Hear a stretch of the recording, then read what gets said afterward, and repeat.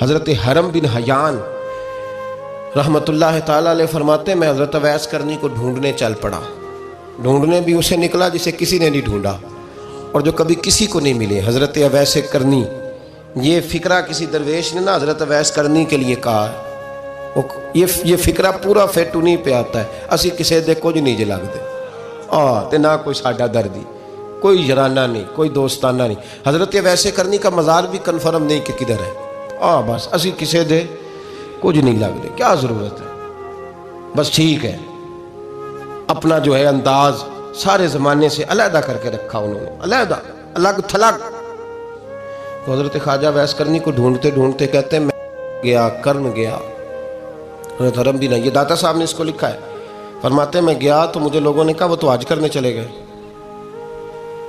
کہتے ہیں جب میں مکے گیا تو میں نے لوگوں سے پوچھا اویس کرنی آئے تھے؟ کہنے لگے ہم تو نہیں جانتے. یہ تو میرے جیسے لوگ ہوتے ہیں نا جن کی تصویریں زیادہ نکلتی ہیں تو جن کی ویڈیو زیادہ ہوتی ہے تو لوگ زیادہ جاننے لگتے ہیں، ورنہ رب کریم کے بندے تو چھپے ہوئے، چکر میں پڑے ہی نہیں. کون اویس کرنی؟ تو انہوں نے کہا کہ حضرت اویس کرنی، چہرے پر برس کے داغ ہیں، کمزور سا وجود ہے، داڑھی زیادہ گھنی نہیں. جب حالات بتائے تو کہنے لگے اس طرح کا ایک شخص آیا تھا، اس نے طواف کیا تھا. پہلے بھی دنیا کرتی ہے پر جب اس نے کیا ہے نا تو اس کے طواف نے وہ خود بھی رویا ہے اور بھی بڑے روئے ہیں. وہ جب حجر اسود پہ آیا ہے تو رنگ بدلتا دیکھا ہے. کہا وہ کدھر گئے؟ کہنے لگے پورا نہیں پتا، اتنا ضرور خبر ہے کہ ان کے انداز بتاتے تھے کہ اب مدینے جائیں گے. جناب حرم بن حیان کہتے ہیں پھر میں مدینے گیا، میں نے خواجہ اویس کو ڈھونڈا. میں نے کہا یار میں نے حضرت خواجہ اویس کرنی کو ملنا ہے، کسی نے بتایا ہے کہ وہ مدینہ شریف آئے. تو لوگ کہنے لگے ہم نہیں جانتے وہ کون ہے. ملے ہی نہیں. تو کہا باریک سا وجود ہے، پرانا سا لباس ہے، برس کے داغ ہے، چہرے پہ داڑھی زیادہ گھنی نہیں، کسی کو پاس نہیں بٹھاتے. پھر ایک جملہ اور کہا، سنا ہے روتے ہیں تو بڑے درد سے روتے ہیں، سنا ہے بھیگی رہتی ہیں پلکیں، سنا ہے ان کی پلکیں بھیگی رہتی ہیں. میں 2-4 دن پہلے کسی سے سن رہا تھا شعر، اس نے کہا تھا ایک واری میریاں اکھیاں تو انہوں نے اتھرو پونجے سن، ہن چسکا پہ گیا رونے دا، ہر ویلے یا ہوزاری ہے. تو کہتے ہیں کہ وہ اس طرح کی اس کی کیفیت ہے.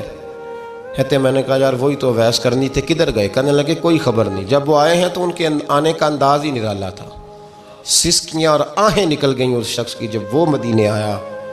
حضرت حرم بن حیان کہتے ہیں میں ڈھونڈتا رہا، تلاش کرتا رہا. پھر میں ان کو ڈھونڈتے ڈھونڈتے عراق میں آیا تو نہر فرات کے کنارے ایک کمزور سے آدمی کو ریت کے ٹیلے پر بیٹھ کے وضو کرتے دیکھا.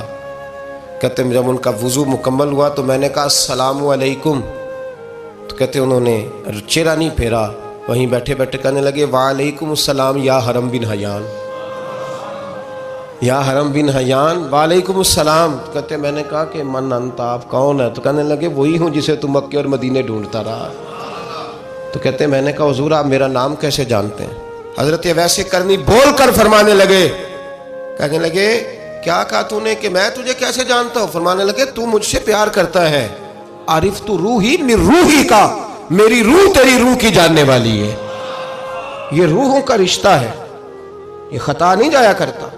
عارف تو روحی من روحی کا، میری روح تیری روح کو جانتی ہے. یہ کیسے ہو گیا؟ کوئی ایسے لوگ تھے تو اتنی جگہ مجھے تلاش کر آیا اور میں تجھے جانوں نہ؟ یہ کیسے ہو سکتا ہے؟ یہ کیسے ممکن ہے؟ تو ڈھونڈتا رہا گلی گلی اور میں کہوں کہ میں تجھے جانتا نہیں. فرمایا حرم بن حیان میں دعا کرتا ہوں اللہ کی بارگاہ میں کہ رب کریم مجھے اور تجھے جنت میں اکٹھا کر دے.